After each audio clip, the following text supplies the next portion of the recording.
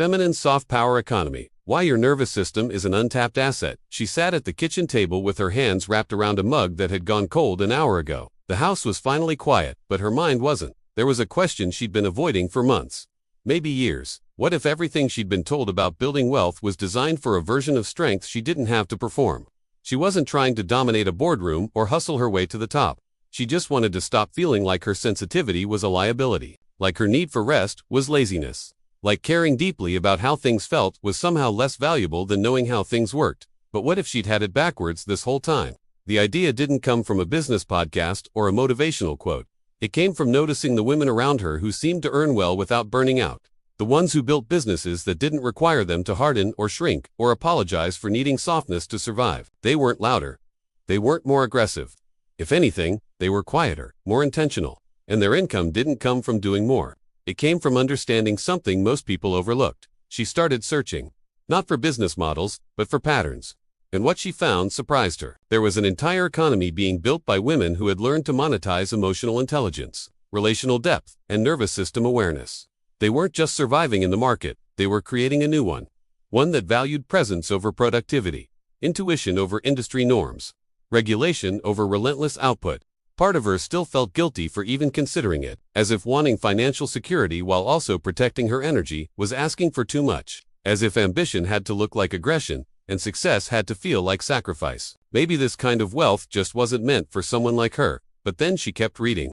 She found women who were earning 5-6 figures a year teaching nervous system regulation, coaches who helped other mothers reclaim their bodies after years of dysregulation, therapists who turned somatic practices into online programs, writers who built paid communities around emotional literacy and rest as resistance. These weren't influencers with millions of followers. They were women who understood one thing. In a world optimized for stress, calm is currency. She leaned back in her chair and let that sit for a moment. Calm is currency, not the performance of calm, not toxic positivity or spiritual bypassing, but the real, embodied kind. The kind that helps someone feel safe enough to think clearly, to make decisions, to stop reacting and start responding. And suddenly, the kitchen table didn't feel like chaos anymore. It felt like the beginning of something. According to research published in recent years, the wellness and mental health industry has grown faster than almost any other sector, with women leading the majority of new businesses in emotional wellness, somatic coaching, and trauma-informed practices. The market isn't shrinking, it's expanding. Because the need is real, and the old models aren't working. People are tired, overstimulated, disconnected from their bodies, and they're willing to pay for help getting back to themselves. She realized she didn't need a degree in neuroscience or a certification in everything. She just needed to understand her own nervous system well enough to help someone else understand theirs, to hold space, to listen without fixing, to create environments where people could finally exhale. That was the skill, and it was one she'd been practicing her whole life without realizing it had value. What would you have done in her place? She started small. She opened a notebook and wrote down every time she'd helped someone feel calmer just by being present. Every time a friend had said, "I feel so much better after talking to you." Every moment she'd intuitively known what someone needed before they could name it themselves. It wasn't magic, it was attunement, and attunement could be taught. But the doubt crept in fast. Who was she to teach this? She wasn't healed. She still had bad days. She still got triggered and shut down and needed her own support. Maybe she wasn't ready. Maybe she never would be. Then she read something that shifted everything. You don't have to be perfect. You just have to be a few steps ahead. That was it. She didn't need to be fully regulated to help someone start their regulation journey. She didn't need to have it all figured out to share what had worked for her. She just needed to be honest about where she was and generous with what she'd learned. She smiled, not because it was easy, but because it finally made sense. The business models were simpler than she'd thought. Some women offered 101 sessions over video calls. Others created digital guides on grounding techniques, boundary setting, or co-regulation practices. Some ran monthly membership communities where people could practice together. Others recorded meditations, taught breathwork, or lead virtual somatic movement classes. The methods varied, but the core was the same, helping people return to safety in their own bodies. And the pricing reflected the value. A single session could be $50 to $200. A monthly membership might be $30 to $100. A self-paced course could sell for anywhere from $50 to $500, depending on depth and support. Digital products like journal prompts, nervous system trackers, or audio practices could be priced lower, but sold to more people. She wasn't chasing millions, she was chasing sustainable income that didn't cost her peace. She began by offering free 15-minute calls to women in her community, just to listen, just to see if this resonated. And the response was immediate. Women were hungry for this. Not for more information, but for more presence. For someone who understood that healing wasn't a straight line and that rest wasn't optional. Then came the doubt. The kind that whispers louder than failure. What if she wasn't good enough? What if people expected her to have all the answers? What if she triggered someone and didn't know how to help? What if this whole thing was just her projecting her own need for validation? She almost stopped. But then one message changed everything. A woman she'd spoken with sent her a voice note. Her voice was shaking, but she said, "I haven't felt this calm in years. I didn't even know my body could feel like this. Thank you." That was the moment she understood. This wasn't about being an expert, it was about being a guide, a mirror, a reminder that safety was possible. Sometimes growth doesn't look like progress, it looks like staying when everything in you wants to run. She kept going. She created a simple offering, a 4-week program on nervous system basics. How to identify dysregulation, how to build a personal toolkit of grounding practices, how to start recognizing patterns and choosing different responses. She priced it at $120, low enough to feel accessible, high enough to honor her time. She shared it quietly in a few online groups. Within 2 weeks, 8 women had signed up. That was $960. For work that felt natural. For sharing what she'd already lived through, she wasn't naive. She knew this wasn't a get-rich-quick path, but it was a get-free path.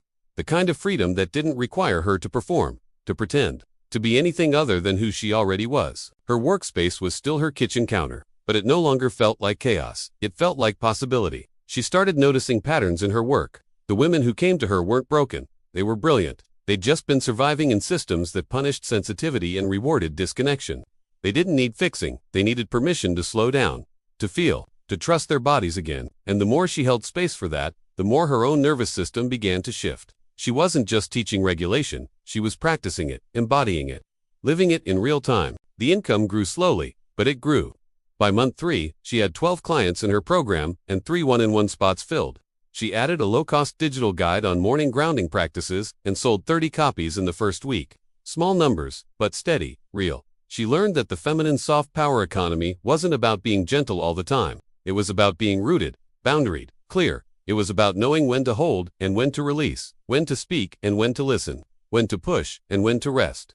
It was power, just not the kind she'd been taught to recognize. What helped her the most wasn't just a planner or a course, though those mattered. It was realizing she didn't need permission to start small. She didn't need a perfect website or a polished brand or thousands of followers. She just needed to show up and be honest about what she was learning. She tested a few tools before finding what truly worked. A simple scheduling app to manage sessions, a platform to host her digital products, a microphone that made her voice sound warm and clear in recordings. Nothing fancy, just functional. This isn't a promotion, just something that made her path a little lighter. I'll leave the link below if you want to explore it. By month 6, she was earning enough to cover groceries and part of the rent. By month 9, she'd replaced her part-time job income. By the end of the first year, she had a weight, but more than the money, she had something else. She had proof that her sensitivity wasn't a weakness. That her need for rest wasn't laziness. That the way she moved through the world, the way she felt things deeply and needed space to process, wasn't a flaw in the system. It was the system she was meant to build from. She breathed. Not the shallow kind, the deep kind. The kind that reaches all the way down. Disclaimer: this content is for educational purposes only and does not replace consultation or assistance from a professional. Always consult a qualified professional for any questions related to finance, business, or investments. The truth is, the feminine soft power economy isn't new. It's just finally being named. Women have always been the ones holding space, regulating rooms, sensing what's unspoken, and creating safety for others. The difference now is that there's a market willing to pay for it, a generation willing to admit they need it, and the women who understand this, who can teach it, who can embody it while also protecting their own energy, are building businesses that don't just survive. They thrive, quietly, sustainably, on their own terms. She poured herself a fresh cup of coffee the next morning, and this time, it stayed hot. Because she wasn't rushing anymore, she wasn't performing, she was building, slowly, intentionally. From the inside out, her phone buzzed. Another message. Another woman asking if she had space for one more client. She smiled and typed back, "Not right now, but I'll let you know when I do." Boundaries. Another skill she'd monetized without meaning to. Tell us what part of her story resonated with you most, and where you're watching from. Your journey might just inspire the next one. Tell us which country or city you're watching from. See you in the next video. Bye.